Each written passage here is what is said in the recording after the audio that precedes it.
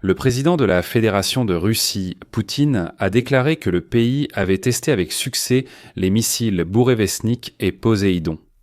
Poutine a indiqué que l'essai décisif du missile de croisière à portée illimitée Bourevestnik avait eu lieu. Des missiles à propulsion nucléaire ou des missiles dotés d'une installation énergétique nucléaire. C'est ainsi qu'il a dit que c'était terminé.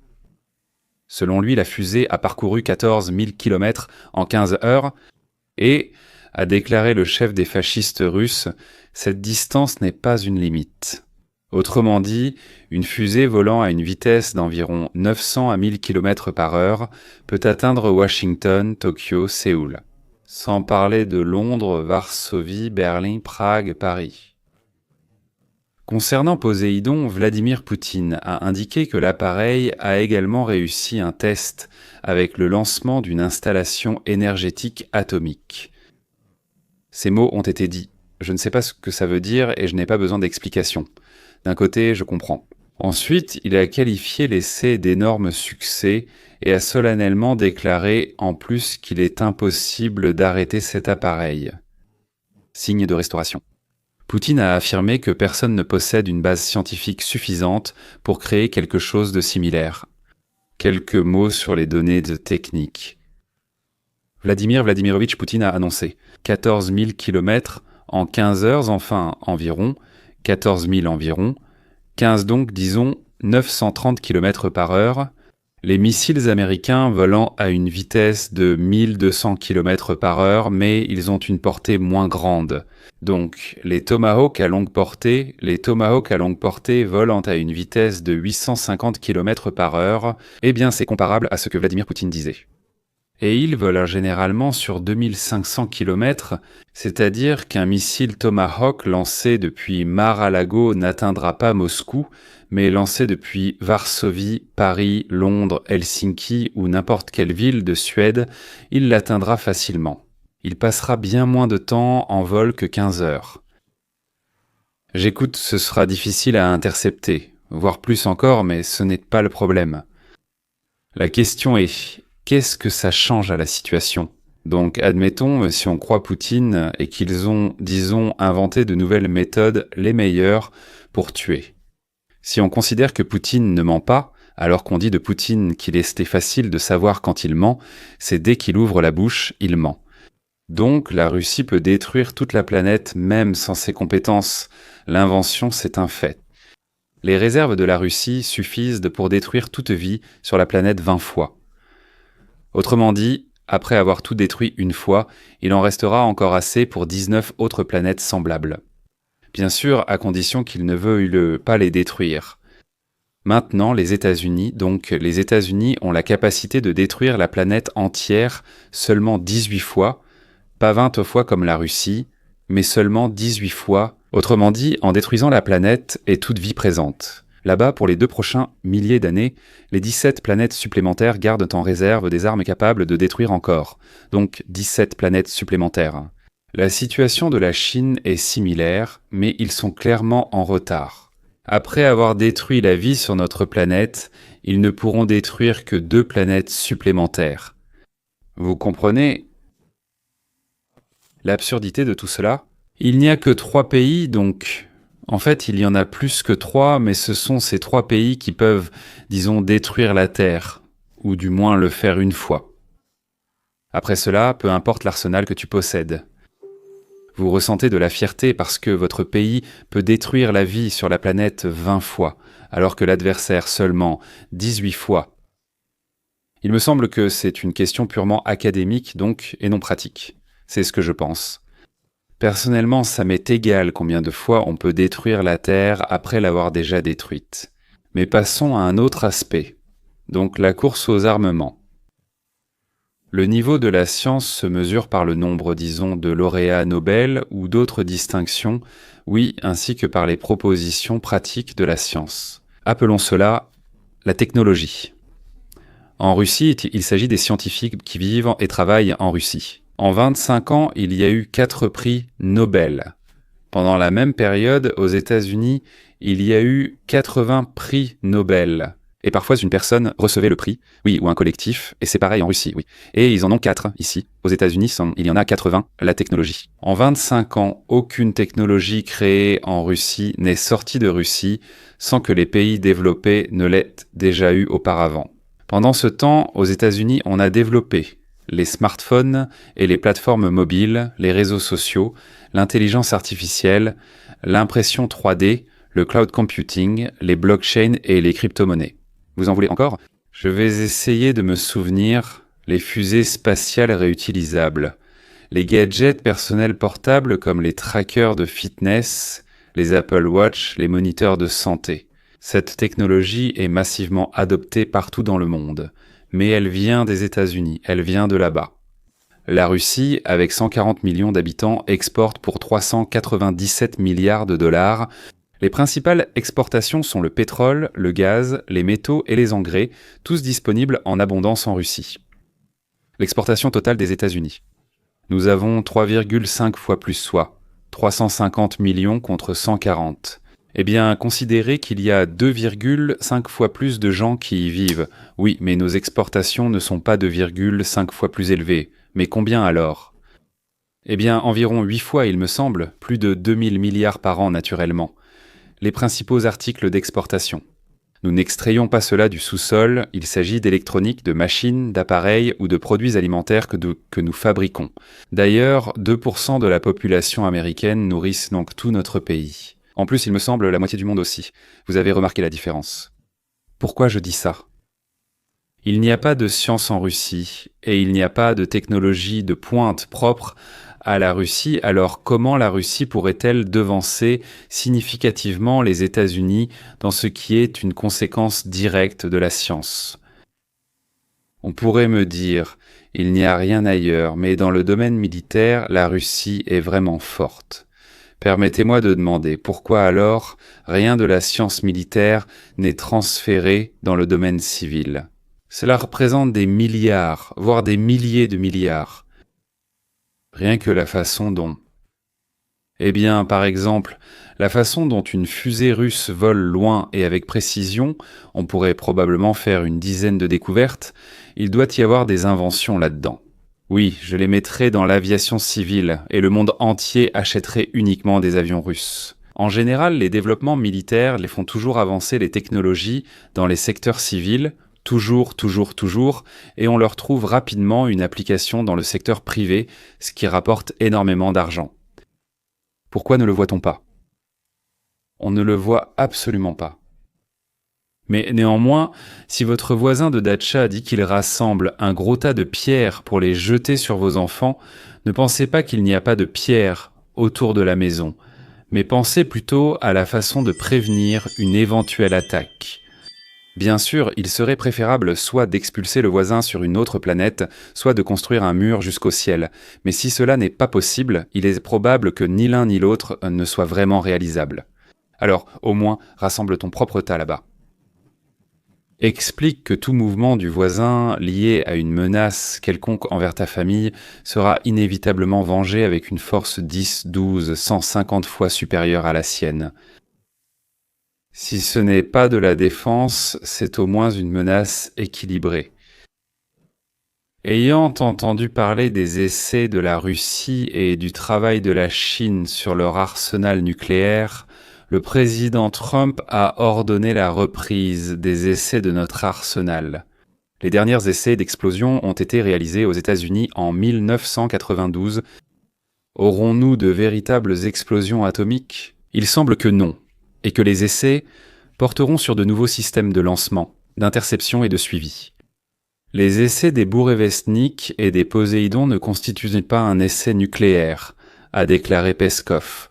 Je suis tout à fait d'accord avec lui. Si les États-Unis se retirent du moratoire signé, la Russie répondra de manière symétrique. Quant à la Chine, qui suit une nouvelle ligne politique, annoncée pour une raison quelconque non pas par Xi Jinping, mais par l'ancien vice-ministre et vice-premier ministre chinois, elle a répondu de manière mesurée et constructive. Du genre, nous sommes convaincus que les États-Unis respecteront et rempliront leurs obligations en vertu des traités. Quel intérêt Donald Trump avait-il à annoncer à ce moment-là que nous allions aussi mener des essais? Il n'y a qu'un seul sens politique à cela. À l'époque de la défense de Barack Obama et Joe Biden, Vladimir Poutine faisait peur et les États-Unis avaient en peur. Ils faisaient un peu semblant de ne pas avoir peur, mais ils avaient en peur. À l'époque de Donald Trump, Vladimir Poutine fait peur. Et on lui répond. Nos armes sont meilleures que les vôtres. Notre science est plus avancée que la vôtre. Nos forces sont plus puissantes que les vôtres.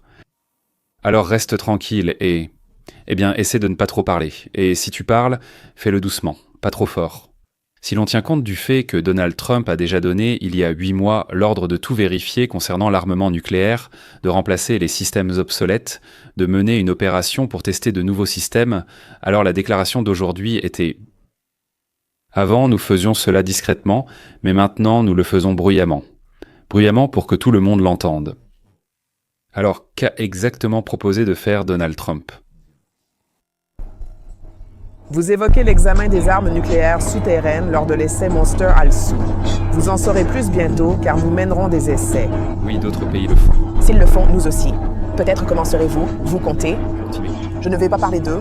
Je veux dire... Je sais ce que nous faisons et où, mais d'autres pays le font aussi. C'est-à-dire que si d'autres pays testent des armes nucléaires elles-mêmes, alors nous le ferons aussi. C'est-à-dire que nous ne commencerons pas les premiers.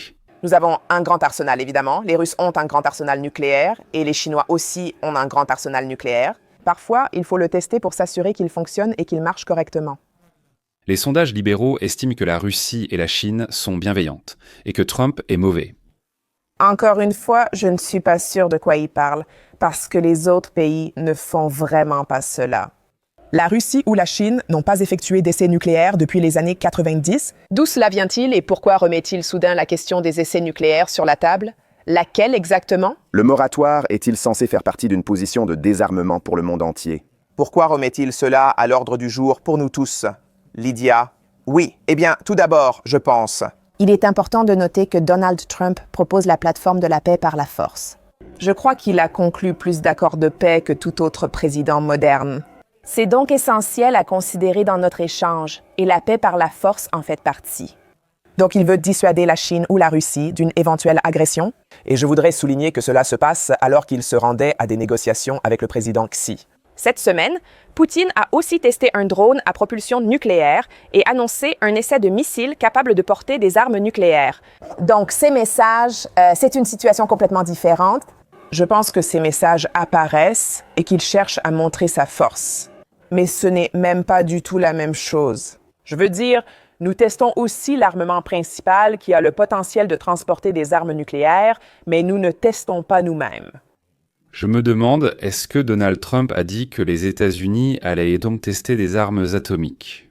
Il n'a pas dit, par exemple, que nous allions faire exploser des bombes. Et les Russes, selon Cable News Network, n'explosent pas non plus, ils testent tant simplement des armements. C'est-à-dire quand la Russie teste des armements. Test weapons, oui, en anglais, c'est normal.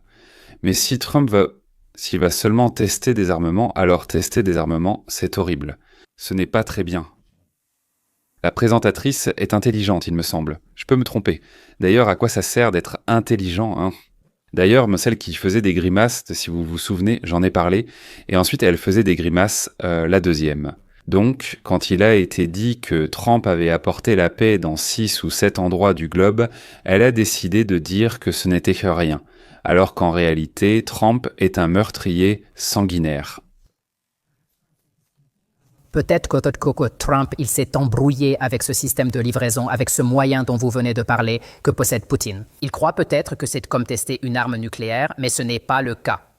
Voilà, il s'avère que Trump est un imbécile. Il a confondu le missile avec l'ogive. Si cet homme est sur cette plateforme de paix, comme vous l'avez dit, cela ne favorise pas la paix. Cela prévient les autres qu'il est temps de tester nos armes nucléaires. Si tu sors les tiennes, je sortirai les miennes. Voici leurs propos et ceux du Kremlin. Nous ignorions jusqu'ici l'existence d'essais. Si le moratoire est rompu, la Russie réagira. Le ministre des Affaires étrangères d'Iran, le voyou nucléaire armé reprend les essais d'armes atomiques. La reprise des essais nucléaires est une démarche régressive et irresponsable, menaçant gravement la paix et la sécurité internationale. Quelle ironie de citer l'Iran, qui appelle quotidiennement et à chaque heure à la destruction des États-Unis et au bombardement d'Israël, qui déclare que dès qu'il aura la bombe atomique, il la lancera sur Jérusalem. Vraiment, ce sont des gens formidables à citer. Et maintenant, écoutez, comme si les États-Unis étaient tout simplement horribles. Mais l'Amérique n'est plus en tête dans de nombreuses catégories où elle l'était autrefois. Nous avons choisi, dans un contexte de révolte populiste à droite et à gauche, de gouverner ainsi, donc à droite. Nous n'aimons pas tellement les institutions multinationales, multilatérales, ces traités, ces organisations. C'est pourquoi nous nous retirons de nombreuses d'entre elles de façon ciblée et systématique. Ce n'est plus un monde unipolaire, mais un monde avec de nombreuses petites sphères d'influence.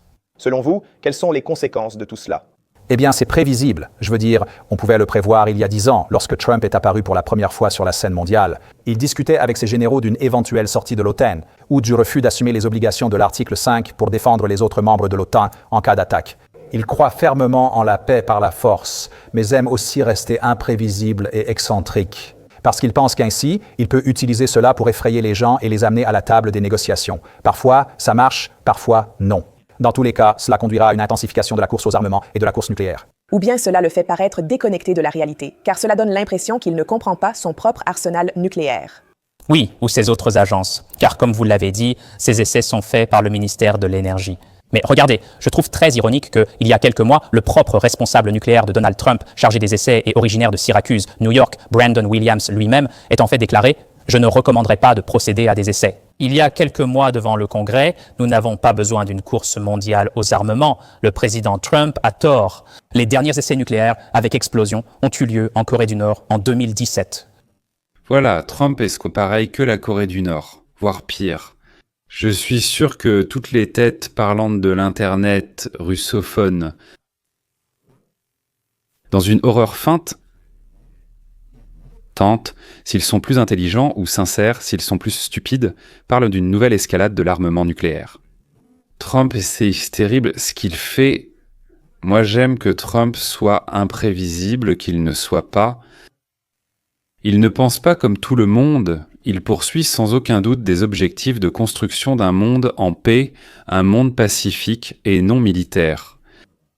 La confrontation et toutes ses actions, y compris les essais de l'arsenal nucléaire, sont faites pour atteindre ce but précis, pousser le monde à chercher d'autres moyens, des moyens pacifiques de résoudre les problèmes qui surgissent. Nous collaborons étroitement, même avec des pays aux relations difficiles, pour limiter la prolifération nucléaire. Le président poursuivra ses efforts, car il est essentiel pour la sécurité américaine de garantir le bon fonctionnement de notre arsenal nucléaire. Et l'Europe, elle se tait ou quoi?